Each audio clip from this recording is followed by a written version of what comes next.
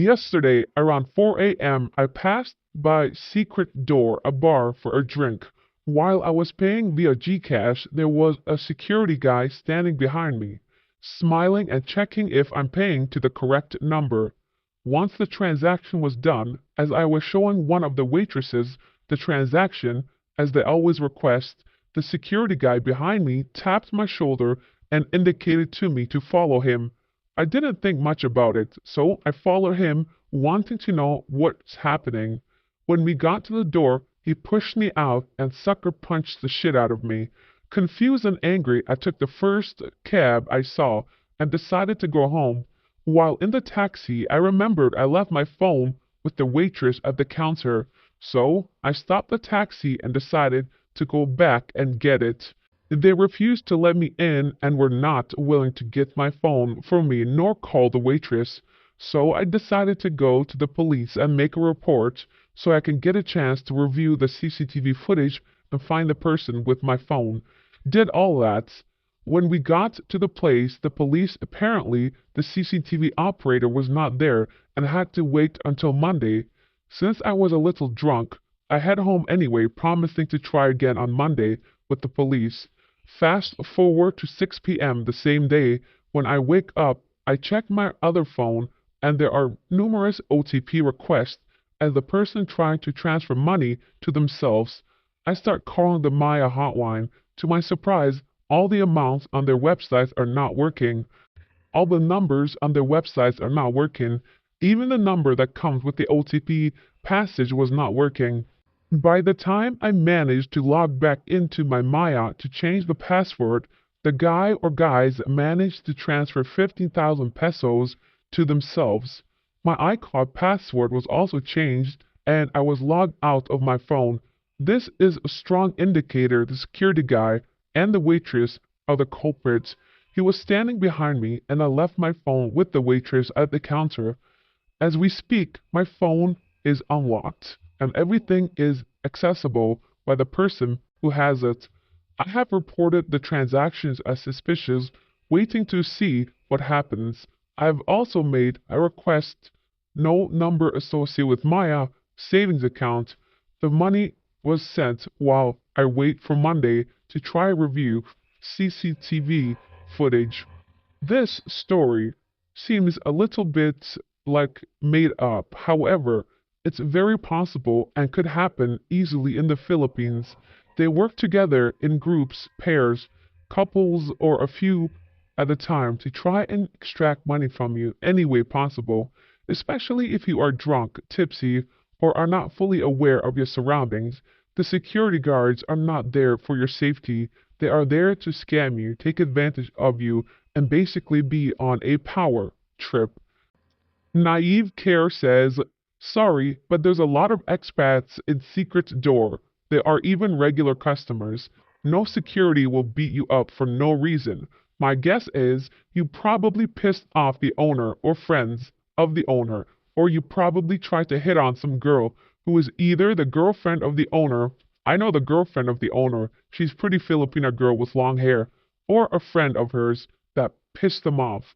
And they told the staff so. That's why they did what they did. I'm not buying that the security guard just attacked you for no reason. He got a go signal from his boss to do that, LOL. Because if that's the case, that he attacked you for no reason, then he will be fired, LOL. And no expat will go there if they just do that for the expat customers. And Secret Door is always full of expats every day. That is my assumption as well. I am not saying that this story is false. I am saying some of the details are false. Perhaps this person ran his mouth, hit on some random women, or doesn't remember quite accurately of what happened. D13 says, why do I feel like this is either complete bullshit or the OP is leaving out the part where he caused shit while shit-faced made an ass of himself, got beat up because he was an ass, and is now trying to shift blame. That seems more plausible. Definitely, expats can be a handful. OK Hyena says, I can confirm. Have had to rescue stupid drunk friends from bouncers. Mouthy, arrogant patrons they were.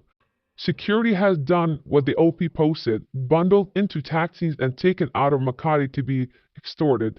Not only Secret Door, a few others have notorious history of all manner of happenings, from being under surveillance, payoffs, missing people, spiked drinks, and deals gone wrong. Whether in your country or this, don't be a dick. Travel in packs and check your privilege at the door. That's one good reminder to check your privilege. Oftentimes, expats reside in the Philippines and we forget that we are not superior to anyone. If anything, we are actually the opposite. Many drunk expats or vloggers or some arrogant people makes everyone look bad. One thing I've noticed lately, especially in more developed areas, Filipinos and Filipinas care a lot less about expats. It is not like it was decades ago. Of course, you will still find those desperate ones within the provinces or far away from the city centers.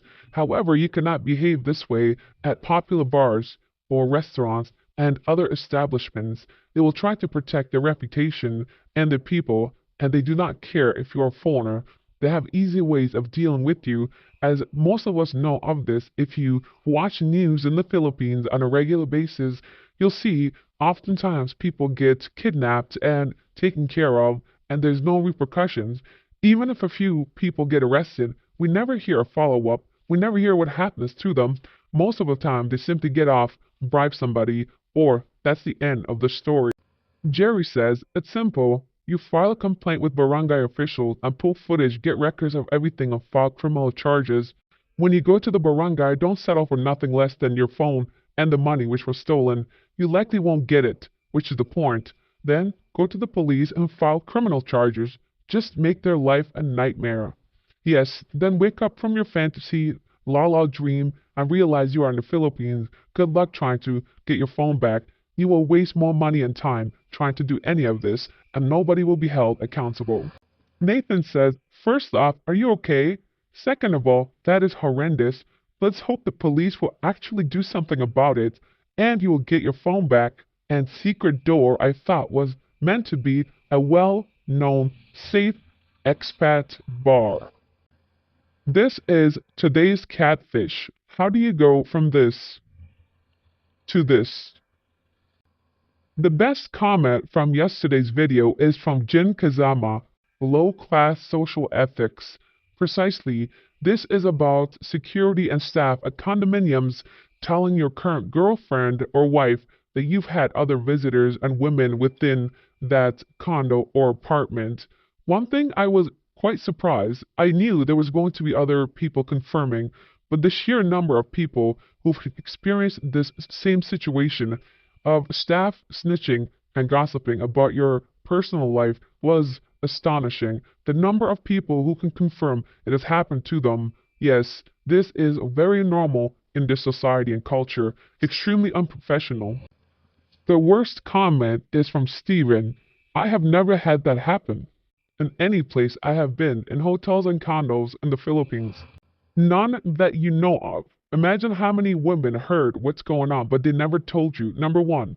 Also, just because it didn't happen to you personally does not mean it doesn't happen regularly. I'm not saying it happens to every single individual. You have to consider all the people that are living in the Philippines that have multiple women visit them, that are single or simply not ready for a relationship. Just because it doesn't happen to you, it doesn't mean it doesn't happen. Thanks for watching. God bless.